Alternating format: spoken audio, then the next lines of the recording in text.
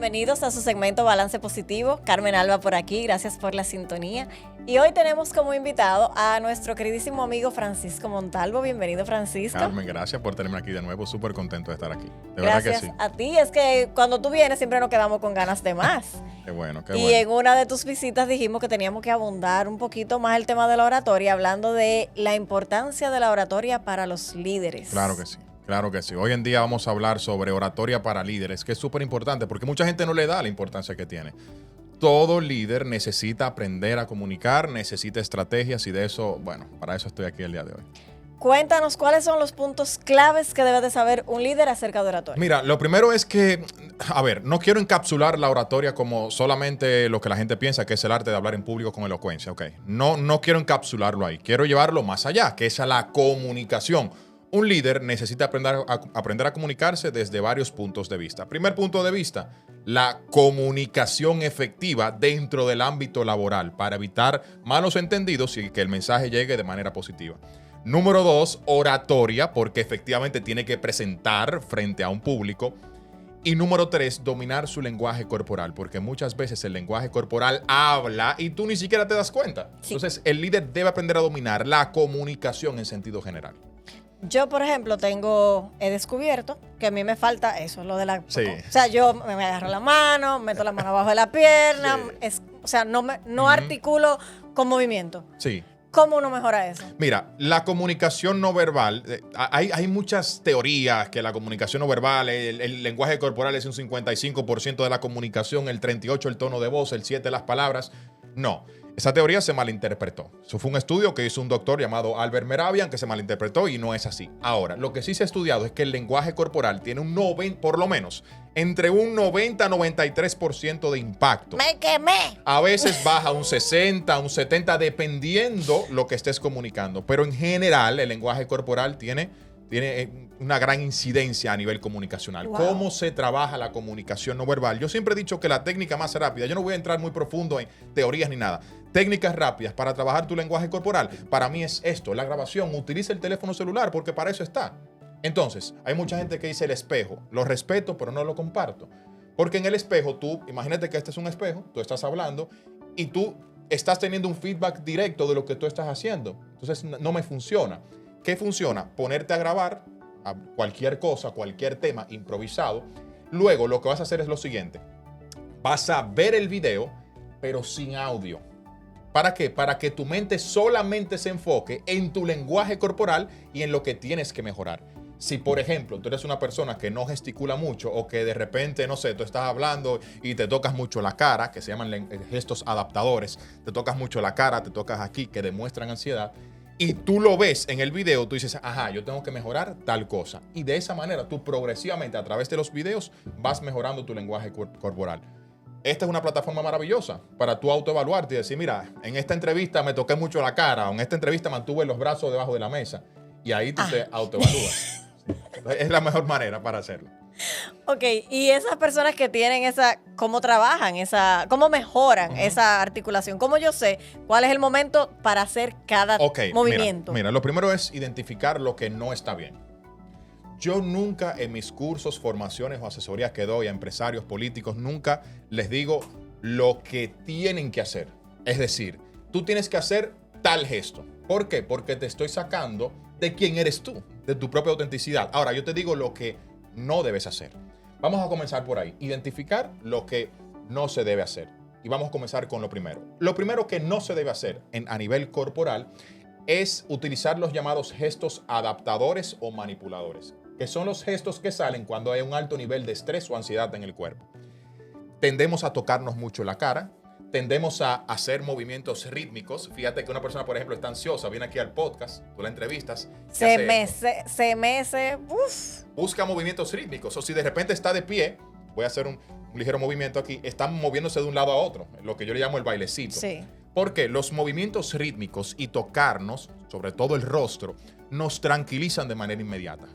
Pero, así como nos tranquilizan a nosotros, o sea, nosotros estamos sintiendo ansiedad, nos tocamos la cara, nos tranquiliza, pero la audiencia que nos está viendo está percibiendo esa ansiedad. Entonces, lo ideal es evitar eso de tocarte la cara, evitar esos movimientos rítmicos porque transmiten ansiedad a la audiencia. En cambio, ¿qué debes hacer? utilizar los gestos ilustradores, que son aquellos que, fíjate cómo yo estoy hablando, mis manos se mueven en consonancia con lo que estoy diciendo y por ende apoyan la comunicación. ¿Por qué ilustradores? Su nombre lo dice, ilustran la comunicación. Lo que yo estoy diciendo, mis manos lo están ilustrando. ¿Y por qué tienen tanto poder? Porque la comunicación no solamente está entrando por una sola vía, está entrando por dos vías. La vía auditiva, con lo que tú estás escuchando, y la vía visual, por lo que estás viendo con mis gestos. Entonces, por eso es el poder que tiene gesticular, utilizar las manos para apoyar el mensaje y evitar, como les dije, los movimientos rítmicos en reuniones sobre todo, evitar el tocarse mucho la cara, arreglarse demasiado, porque esto transmite ansiedad. Si eliminamos esos gestos adaptadores, esos movimientos rítmicos y adquirimos más gestos ilustradores que apoyen la comunicación, vamos a mejorar por lo menos en un 70%. Wow. Esos números que tú me dices a mí me dejan fuera de órbita. 70%, por lo nada, menos nada un 70%, más que por... Nada más identificando cuál es mi gesto adaptador. Porque, por ejemplo, el mío puede ser...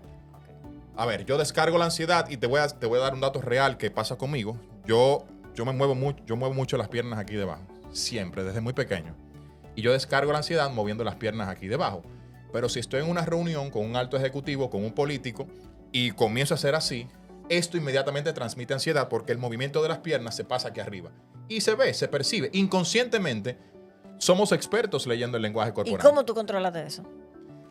Ahí viene la técnica que yo utilicé. Bueno, no lo tengo aquí, Dios mío, se me rompió. Yo identifiqué qué era lo que no me funcionaba o qué era lo que peor proyectaba de mí. En este caso no era el piecito, sino mi postura. Yo tenía una postura hacia adelante, así, encorvada, y yo iba a una reunión y terminaba la reunión así. Y obviamente no. Yo iba a hablar en público y todo el tiempo estaba así. Y eso desdice bastante. ¿Cómo yo pude hacer conciencia? Porque esa es una muy buena técnica para tú mejorar lo que no está bien. Autoconciencia. Yo me compré una pulsera de unas piedras que se llaman shungitas. Son unas piedras rusas que supuestamente atraen energía positiva y tal. Yo me puse la piedra shungita aquí y yo vinculé la piedra con la postura. Entonces, cada vez que yo estaba hablando en público, veía la piedrita, inmediatamente me recordaba a mí ponerme derecho. Te ubicaba. Eso se llama anclaje en programación neurolingüística. Yo anclé mi postura con la piedra y cada vez que la veía, no, Francisco, ponte derecho. Y eso me ayudaba a mí a mejorar. Entonces, si por ejemplo tú tienes el tema de tocarte mucho la cara, tocarte el rostro cuando estás hablando, ponte algo, algún distintivo en las manos, un anillo, lo que sea, y ancla ese anillo, ese distintivo a ese gesto que no te está favoreciendo, y te aseguro que cuando tú lo veas vas a decir, ok, tengo que dejar de tocarme la cara. Y eso te alimenta la autoconciencia. Ok. Ahora bien, dentro de las diferentes cosas que normalmente como que se mencionan con todo esto de la oratoria, está también el tema del volumen, de la velocidad, sí, y todo eso. A nivel de un líder, ¿cuáles son las cosas que más impactan en su oratoria de estas cosas? El volumen y eso. Ok, esto se llama paralingüística en comunicación no verbal. La paralingüística son los rasgos no verbales de la voz. El volumen, el ritmo, la entonación, el énfasis, etc. Está estudiado que en los líderes, y esto está estudiado ya científicamente, en los líderes, volumen tendente a lo alto, no alto, tendente a lo alto. Ritmo, velocidad de la voz, tendente a lo rápido. Oye, volumen, ritmo tendente a lo rápido y diversas inflexiones en la voz es lo que más funciona a nivel de paralingüística para un líder ser más persuasivo. Me voy a explicar con un ejemplo. Hay líderes que están liderando un equipo y dicen, ok, señores, lo que vamos a hacer el día de hoy es a trabajar con los números porque estamos flojos este año. O sea, a nivel de comunicación, eso... O sea, a mí me puso nervioso. Sí, como que le falta. Entonces, entonces por el contrario, un líder que tiene un volumen tendente a lo alto, una velocidad tendente a lo rápido, se ve más competente. Señores, miren, tenemos que trabajar urgentemente los números porque estamos flojos este año. Fíjate que inmediatamente la percepción cambia, aumentando ligeramente el volumen y ligeramente la velocidad. La competencia percibida también aumenta en ese caso. Ok, y a nivel de tú como influencia como tal, o sea, porque dentro del liderazgo viene, obviamente está el líder de autoridad, que es simplemente que yo me creo jefe, sí, pero hay el tema de la influencia. O sea, cuando yo quiero influir en una toma de decisiones como líder, tratando de que ellos se acojan a mí, pero no verme autoritario. ¿Qué debo de manejar entonces en el lenguaje ahí? Mira, y acuérdame hablarte desde otro punto de vista. Yo te estoy hablando desde el punto de vista técnico, pero hay otras cosas que se conjugan allí. Pero desde el punto de vista técnico, hay dos factores que tenemos que tener en cuenta. El liderazgo, regularmente, es un liderazgo carismático, lo que estamos percibiendo. Carismático, poder atraer a los demás. De ahí viene el líder. Un líder debe ser carismático para poder atraer a los demás a su visión. ¿Qué se tiene que lograr?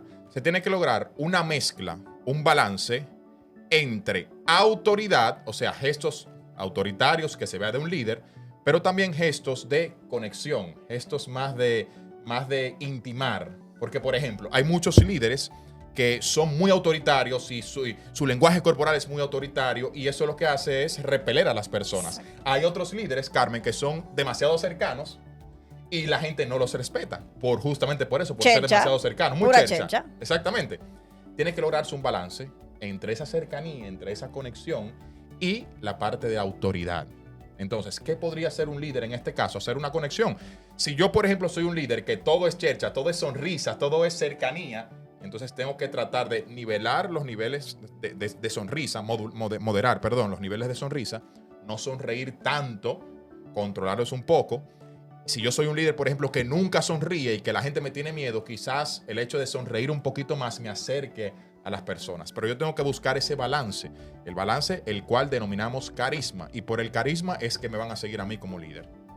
Ahora, eso es desde el punto de vista técnico. Yo agarro un líder y le digo, mira, te están percibiendo así porque tú no sonríes, porque tú eres muy duro, porque tu voz es muy fuerte. Vamos a cambiar y vamos a moderarlo, ¿verdad? Pero desde el punto de vista comunicacional, desde el punto de vista de vinculación, hay algo mucho más poderoso. Un líder no puede ser líder si no ama a las personas. Un líder no puede ser líder si su propósito es solamente ser un jefe, decir, tú tienes que hacer esto y ya y sentirse grande porque lo está haciendo. El líder debe amar a quien le está sirviendo. El líder debe ser un ejemplo de quien está sirviendo. Entonces, no es solamente tú tener técnicas de oratoria y de comunicación para tú impactar o para de repente alcanzar que los demás puedan hacer lo que tú dices. No. Que los demás hagan lo que tú dices, eso es ser jefe. Que los demás te sigan a ti por lo que tú haces, eso es ser líder. Entonces, va más allá que tú tener una buena corporalidad, que tú tener un buen tono de voz, va mucho más allá.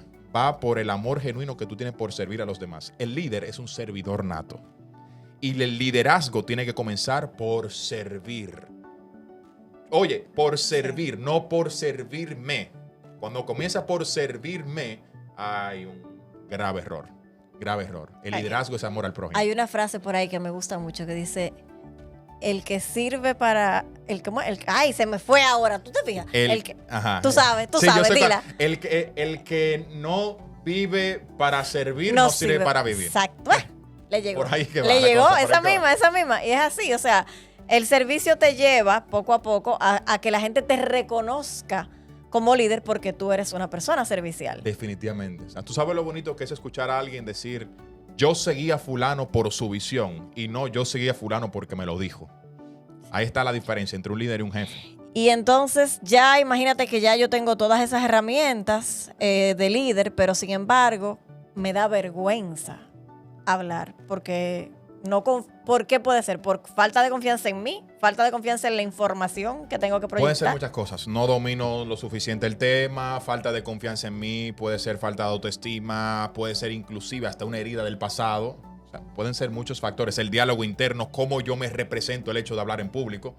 Por ejemplo, hay líderes que cuando les toca hablar en público dicen, ay no, que lo haga fulano. ¿Pero por qué? Porque están viendo el hecho de hablar en público como un peligro. Se están representando el hecho de hablar en público como un peligro. Y que yo siempre recomiendo los cursos que doy a nivel de empresarial y a nivel personal. Siempre les digo, no veas el hecho de hablar en público como algo negativo, como que la gente te va a atacar. Trata de ver el hecho de hablar en público como un acto de amor y servir, de amar y servir a los demás. Si ya tú estás parado aquí, ¿ok? Eso significa que alguien confió en ti o que la gente que está ahí sentada escuchándote confía en ti. Ya tú no tienes nada que demostrar. Tú no tienes que demostrar que tú estudiaste en tal universidad, tú no tienes que demostrar absolutamente nada. Tú lo que tienes que hacer es pararte ahí para servirle a los demás, los que están escuchándote a ti. Es cuando tú te paras a hablar en público desde la perspectiva de se van a reír, se van a burlar, fíjate que hay un ego engrandecido allí. Si se burlan de mí, me voy a sentir mal. Si se burlan de mí, y al final todo recae sobre mí. Pero ¿qué pasa si comienzo a pensar un poquito más en el otro? Ese miedo escénico disminuye. Yo no tengo que demostrar nada. Mis acciones han hablado. Yo estoy parado aquí para poder ayudarte a ti. De hecho, ya lo hablamos en otro programa. Rápidamente te lo comento. Yo no era el líder de la clase, yo no era absolutamente nadie, yo no era visible porque tenía fobia social diagnosticada y déficit de la atención e hiperactividad. Yo limitaba el contacto con la gente, yo no hacía nada de esto. No lo hacía. Pero cuando conecté con mi pasión, que es ayudar a las personas a comunicar con efectividad, y yo me paro aquí, o me paro frente a 5,000 personas, o me paro frente a 3 personas, el propósito sigue siendo el mismo. Conectar con ellos, ayudarles. No demostrar que yo sé. Yo estoy aquí para que tú, de la audiencia, aprenda más, se lleve un buen contenido. No para que me digan que bien lo hiciste o algo parecido. Señores, les vamos a dejar los contactos de Francisco para que lo sigan. Y si esto no fue suficiente información, cojan uno de sus cursos de oratoria para que puedan tener todas esas herramientas y mucho más. Claro que sí. Francisco, gracias por la visita. Gracias a ti por la invitación. Siempre un placer tenerte por aquí. Esperamos que sigas viniendo. Tú sabes que cuando tú me digas es que estoy. Y ustedes, gracias por la sintonía. Recuerden seguirnos en las redes y hasta aquí por hoy. Será hasta la próxima.